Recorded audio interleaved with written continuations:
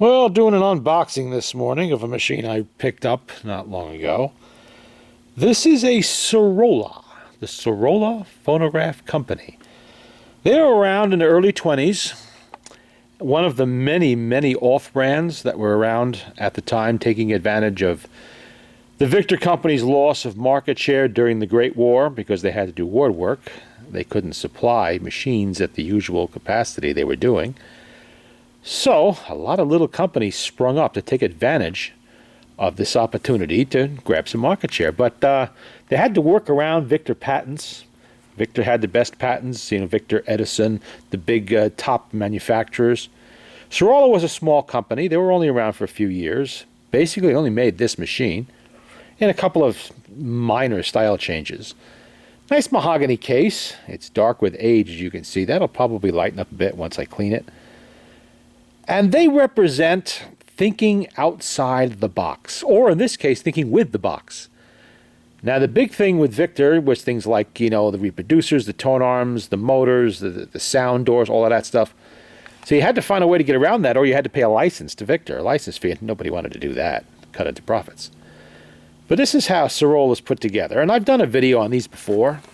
This machine here, this is in pretty nice shape for its age. Now, you can see some immediate issues. Obviously, the turntable is not supposed to be cocked like that. That is because somebody did not put the proper spacers in underneath the motor when they put it back together at some past repair. Take that off of there. Pretty well standard setup here. You got your brake, speed control, nothing revolutionary there. But this is the tone arm. And the tone arm is pot metal. Hinemann style by the look of it. But the pot metal was a good mix, and generally these are found in decent shape unless they've been dropped or otherwise abused. See that big bell on the bottom there? Don't usually see that on these tone arms, and there's a reason for that. This bell is the horn. And it fits into a little hole right here.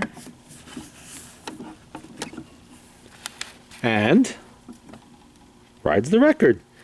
And the lid, as you can see, is your sound reflector. And actually, well, obviously I'm not playing this now, but these do have a surprisingly good sound.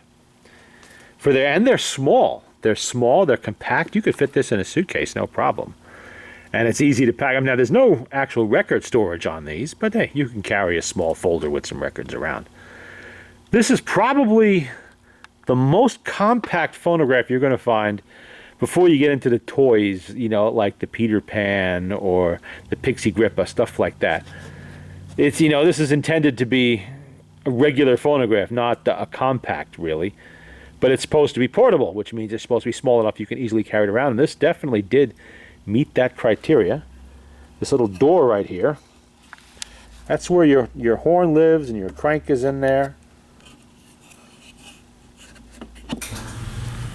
Oh, the front is kicked on. And let's take a look at the motor. Look at that. What do you think that is? That is a Swiss-made motor, if I'm not mistaken. You never know what you're going to find in these. It could be a Hinemann motor, but the Swiss were also supplying a lot of motors at this time. Let's see, do we have a fiber gear? I think we do.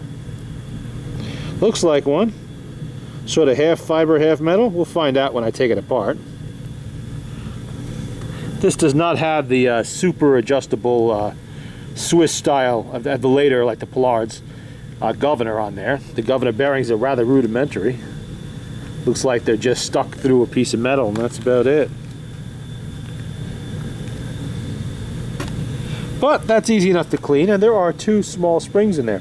Very similar to what's in the Pollard chrome decks that I've been working on lately, with the two-spring setup, but this is the older, more primitive style. Not marked anywhere. The Swiss did not want to claim ownership on this, although I may find ownership stamp on the top plate. Probably will.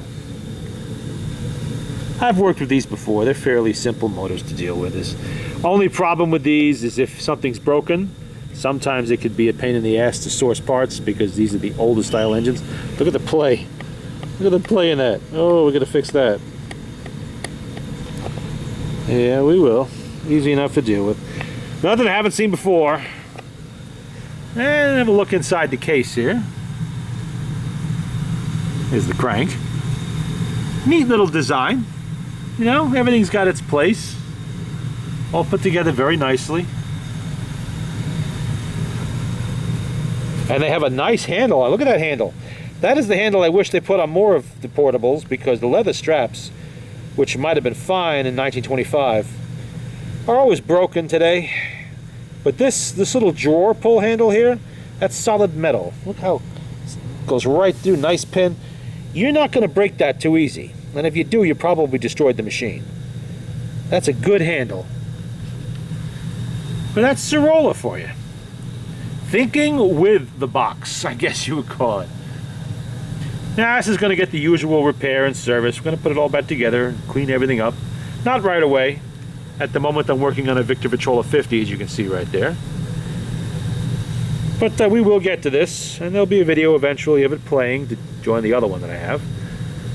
Don't know if I'll keep them both. I might not. Find it. Oh, a closer look at the tone arm. There we go. That's what I wanted to do. Get that back in there. One-handed, a little difficult. Okay. This I thought was funny. Here's your reproducer. Now this reproducer rotates to the side if you wanted to play Edison, Diamond Disc, or Pathé. I don't recommend doing that. It's not good for the records, but you can actually do it. Now you see that little flat cutout section there? That's not broken. That is supposed to be down here. Somebody, judging by the look of that gasket about 100 years ago, did something to this, repaired it, took the face off, and then did not put it back on properly, and never corrected it. I don't know why. I mean, it's pretty obvious. And that is the original. So you can see it says Cirola Phonograph Company, January 1916. That was the patent date. That was not the production date. These were in the early 20s. And it's in very good shape. This will all be fixed, repaired, put back together. That isolator gasket, you can see it's cracked. That's going to have to come out. Now what I like to do with these that I found works is use tire patch. Rubberized tire patch in there. Does a pretty good job.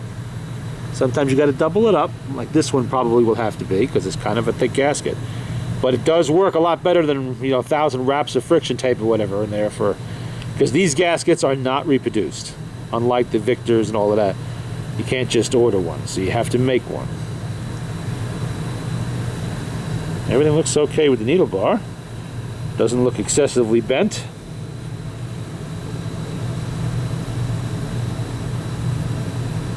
Nothing cracked in there. It's not bubbling up all over the place.